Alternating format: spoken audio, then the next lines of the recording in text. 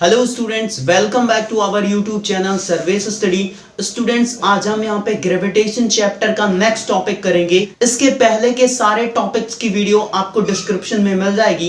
इसके previous video में हमने बात करी थी एक्सेलरेशन ड्यू टू ग्रेविटी की, और उसी के साथ साथ मैंने फ्री फॉल को भी डिस्कस किया था। उसके भी पहले हमने फर्स्ट वीडियो में बात करी थी यूनिवर्सल लॉ ऑफ ग्रेविटेशन की, और ग्रेविटेशन को भी डिटेल में डिस्कस किया था। तो उन सारे वीडियोस का लिंक आपको डिस्क्रिप्शन में देखने के लिए मिल जाएगा। तो आज सबसे पहले हम यहां पे बात करेंगे कि मास क्या होता है।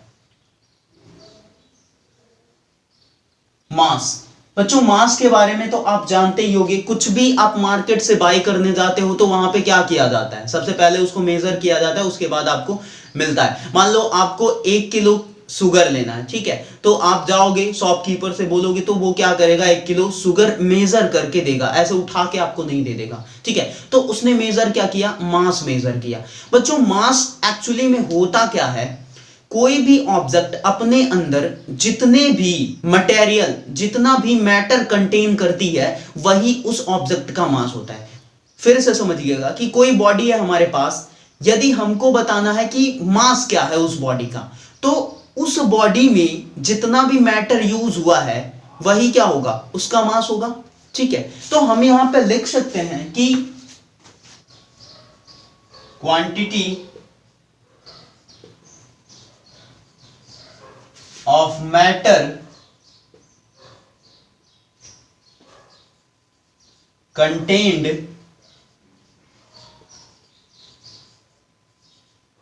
by a body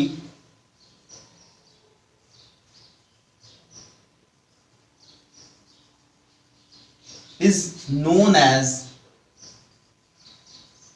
mass of that body, ठीक है। मतलब कि एक बॉडी का मास वो होगा जितना मैटर वो कंटेन करेगी बॉडी, ठीक है। बॉडी जितना भी मैटर, जितने भी क्वांटिटी में, जितने भी अमाउंट में जो भी मैटर या जो भी मटेरियल कंटेन करेगी, वही क्या होगा, उस बॉडी का मास होगा, ठीक है। बच्चों, ये क्या है, स्केलर क्वांटिटी है। It is a scalar quantity, ठीक है। बच्चों, किसी भी बॉडी का जो मास होता है वो कांस्टेंट होता है, ठीक है। कहीं दूसरे प्लेस पे जाने पे उसका जो मास रहेगा वो चेंज नहीं होगा, ठीक है। आप इसकी यूनिट तो जानते ही हो, सिंपली किलोग्राम, ग्राम, ये सभी है, ठीक है।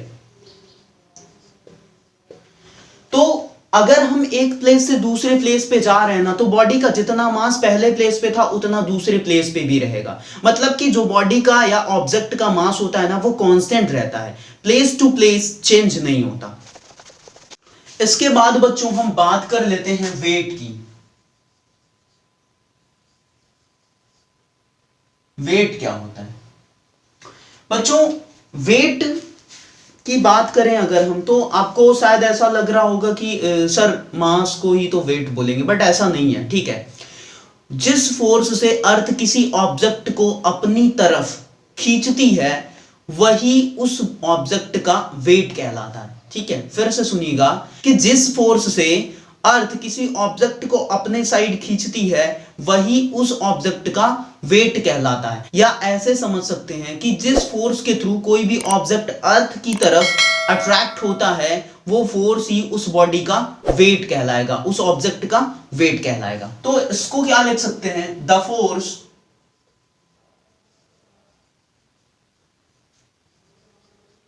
with which it is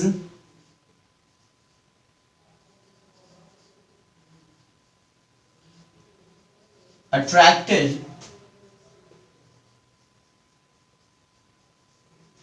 towards the earth is called as weight of the body।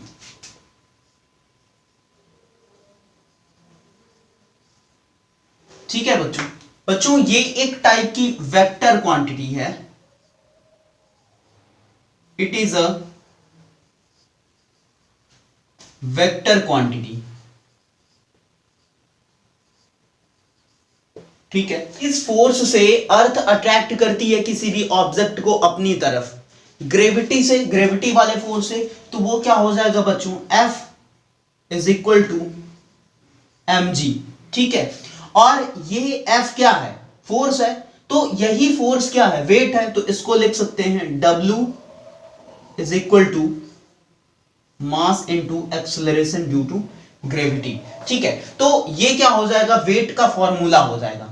ठीक, अब एक बात बच्चों ये बहुत ही इंपॉर्टेंट, कि जो बॉडी का वेट होगा ना वो प्लेस टू प्लेस चेंज होता है। ठीक है, एक स्थान से दूसरे स्थान पे जाने पर उस बॉडी का जो वेट होगा वो चेंज हो जाएगा। चेंज क्यों होता है सर? सर आप क्या बता रहे हो, मास तो आपने बताया कि चेंज नहीं होगा, फिर वेट क्यों चेंज हो जा रहा है? ठीक है, वेट इसलिए चेंज होगा स्टूडेंट्स, क्योंकि ये जो g है ना, यहां पे g, that is acceleration due to gravity. ये एक्सेलरेशन ड्यू टू ग्रेविटी है, और बच्चों ये जो एक्सेलरेशन ड्यू टू ग्रेविटी है ना, ये चेंज होगी। ये अर्थ के लिए 9.8 है, लेकिन मून के लिए ये 9.8 नहीं होगी, उसके लिए कुछ और ग्रेविटी होगी, सन की ग्रेविटी कुछ और होगी। तो जैसे जैसे ग्रेविटी चेंज होगी बच्चों, वैसे वैसे बॉडी का वेट चेंज होगा, क्योंकि ये जो वेट है ना, ये दो चीजों पे डिपेंड कर रहा है, एक तो मास ऑफ द बॉडी और दूसरा एक्सेलरेशन ड्यू टू ग्रेविटी पे। ठीक है, तो अगर ग्रेविटी चेंज हो रही है, उस बॉडी का वेट भी चेंज होगा। ठीक है, इसी वजह से अगर एक ऑब्जेक्ट का वेट यहां पे कुछ और है और दूसरे प्लैनेट पे जाएंगे तो उसका वेट चेंज हो जाएगा। ठीक है, तो ये बात ध्यान रखना कि मास चेंज नहीं होता, मास ऑब्जेक्ट का कांस्टेंट रहता है, लेकिन जो वेट होता है ऑब्जेक्ट का वो प्लेस टू प्लेस जाने पे वेरी करता है, चेंज होता है। ठीक है, इसकी यूनिट क्या होगी स्टूडेंट्स? इसकी यूनिट तो न्यूटन ही होगी, क्योंकि ये क्या है, एक टाइप का फोर्स ही है।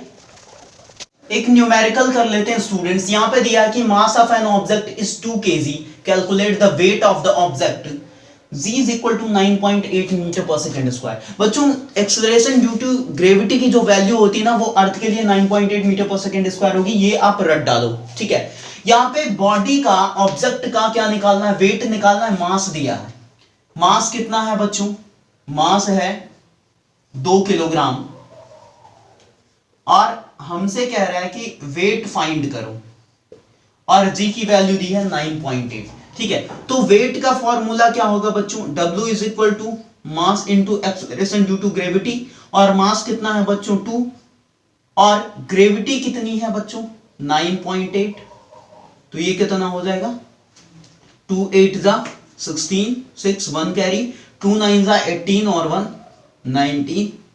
ठीक है, ये आ गया 19.6 न्यूटन, मतलब कि 2 किलोग्राम वाले ऑब्जेक्ट का जो वेट होगा वो 19.6 न्यूटन होगा।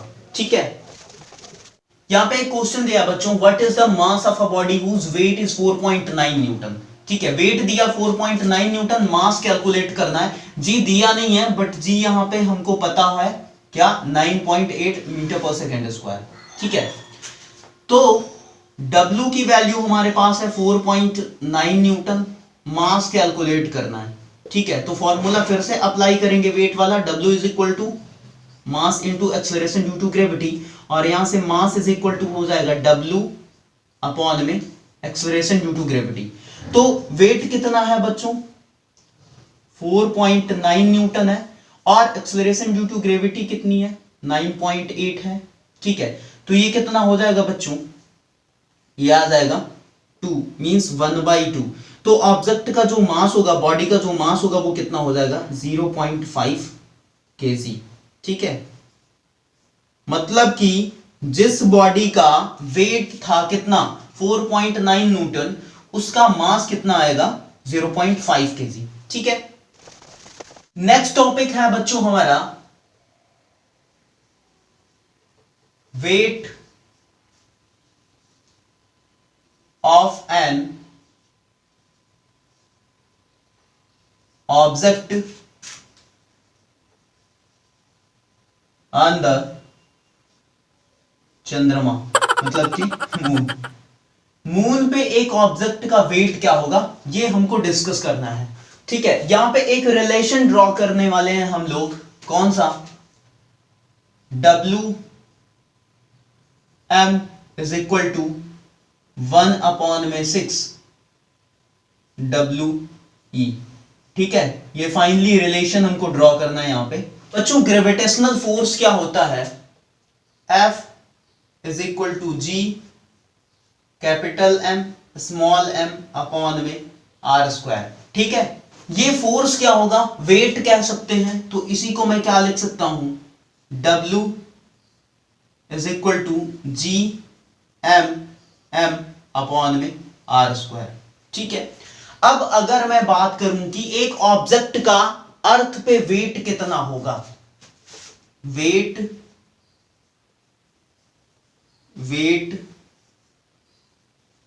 Of an object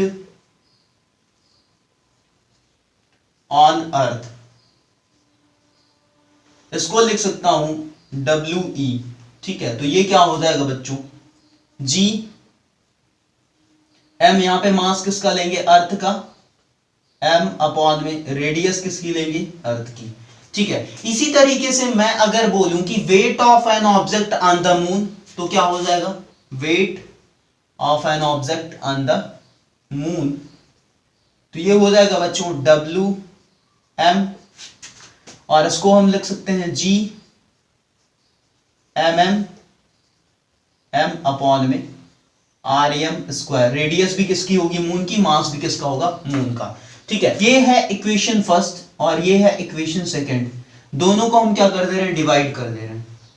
second upon में फर्स्ट कर रहा, तो क्या मिलेगा बच्चों, सेकंड अपॉन में फर्स्ट करने से WM अपॉन में WE इज इक्वल टू, इसकी वैल्यू भी तो रखेंगे, WM की वैल्यू क्या है बच्चों, G mm m अपॉन में REM², और नीचे क्या हो जाएगा, अर्थ पे वेट कितना है ऑब्जेक्ट का, G MEM अपॉन में RE²। ठीक है, इसको क्या लिख सकते हैं बच्चों, इसको लिख सकते हैं G से G कैंसिल हो जाएगा यहां पे, और M से M कैंसिल हो जाएगा, इसको हम क्या लिख सकते हैं, MM अपॉन में REM का स्क्वायर इंटू ये ऊपर जाएगा RE का स्क्वायर अपॉन में ME। ठीक है, तो यहां पे क्या क्या बच रहा है बच्चों, MM अपॉन में ME, और क्या बच रहा है, RE अपॉन में REM का होल स्क्वायर। ठीक है, ये है क्या चीज, WM अपॉन में WE। ठीक है, अब बच्चों ये जो रिलेशन आ रहा है ना, ये जो रिलेशन आ रहा है, इसमें हम ये सारी वैल्यूज पुट अप कर देंगे तो हमारा ये वाला रिलेशन प्रूफ होगा। ठीक है, हमको यहां पे आना है। ठीक, तो ये क्या है, MM क्या है, मास ऑफ मून, और ये क्या है, mass of earth, radius of earth और रेडियस ऑफ मून। ठीक है, ये -2 नहीं है, ये 2 है केवल, इसको 2 ही समझिएगा आप सभी। ठीक है, स्क्वायर। बच्चों यहां पे वैल्यू लिख लेते हैं थोड़ा सा, मास ऑफ मून कितना होगा, 7.36 इंटू 10⁻22 किलोग्राम, और मास ऑफ अर्थ कितना होगा, 5.98 इंटू 10⁻24 किलोग्राम। ठीक है, रेडियस ऑफ अर्थ कितना होगा, 6.37 इंटू 10⁻6 मीटर, और रेडियस ऑफ मून कितना होगा, 1.74 इंटू 10⁻6 मीटर। ठीक है, ये सारी वैल्यूज हैं जो यहां पे हमको पुटअप करनी है, और पुटअप हम कर लेते हैं। ठीक है, तो क्या हो जाएगा, WM अपॉन में WE is equal to, mass of moon कितना है, रख लेते हैं 7.36 इंटू 10⁻22, और उसके बाद रखना है क्या, मास ऑफ अर्थ।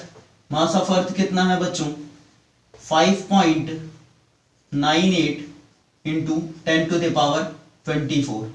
इसके बाद रेडियस ऑफ अर्थ कितनी है बच्चों, यहां पे लिखा है 6.37 इंटू 10⁻6 और रेडियस ऑफ मून कितनी है 1.74 इंटू 10⁻6 का होल स्क्वायर हो जाएगा।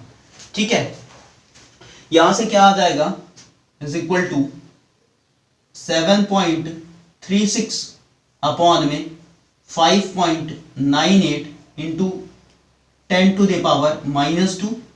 ठीक है, और इधर क्या आ जाएगा 6.37 अपॉन में 1.74 का होल स्क्वायर। ठीक है, ये दोनों पावर आपस में क्या होंगी, कैंसिल हो जाएंगी।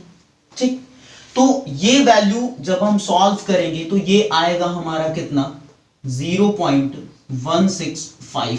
ठीक है, और इसी को हम क्या लिख सकते हैं 1/6 लिख सकते हैं। तो हमारे पास रिलेशन क्या आ गया, Wm अपॉन में We इज इक्वल टू 1/6 आया, और इसको हम क्या लिख सकते हैं Wm is equal to 1/6 into We।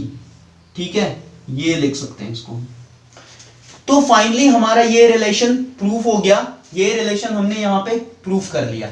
अब बच्चों ये जो रिलेशन है ये बहुत ही इंपॉर्टेंट रिलेशन है। ठीक है, ये जो कैलकुलेशंस यहां पे हमने करी वो ज्यादा इंपॉर्टेंट नहीं है, वो एग्जाम में नहीं पूछा जाता, मेनली आपसे ये रिलेशन पूछा जाता है। ठीक है, इसका मतलब क्या है, weight of an object on the moon is equal to 1/6 of weight of an object on the earth. ठीक है, मतलब कि एक ऑब्जेक्ट का मून पे जो वेट होगा वो अर्थ पे उस ऑब्जेक्ट के वेट के 1/6 होगा। We अपॉन में 6 इज इक्वल टू Wm। ठीक है, एक न्यूमेरिकल दिया बच्चों, कह रहा है कि wait of an object on the earth is 600 Newton, find the weight of the object on the moon. ठीक है, We की वैल्यू दी है 600 न्यूटन। ठीक है, मतलब कि वेट उसका अर्थ पे 600 न्यूटन है, तो Wm कैलकुलेट करना है, मतलब उस ऑब्जेक्ट का वेट कैलकुलेट करना है मून पे। तो रिलेशन आपको पता ही है, Wm is equal to We upon में 6। तो weight of the object on the earth कितना है 600 अपॉन में क्या हो जाएगा 6, तो ये कितना आ जाएगा 100 न्यूटन। ठीक है, मतलब कि उस ऑब्जेक्ट का जो वेट होगा मून पे वो कितना आएगा 100 न्यूटन। ठीक है, तो फाइनली स्टूडेंट्स आपको टॉपिक्स अच्छे लगे होंगे, समझ में आए होंगे, और यदि अच्छे से आपको टॉपिक समझ में आए हो तो लाइक करिएगा वीडियो को, कमेंट करिएगा यदि कहीं पे डाउट आ रहा है आपका। ठीक है, या फिर कोई भी क्वेश्चन होगा आपका, और यदि आप चैनल पे नए हो तो चैनल को सब्सक्राइब कर लीजिएगा।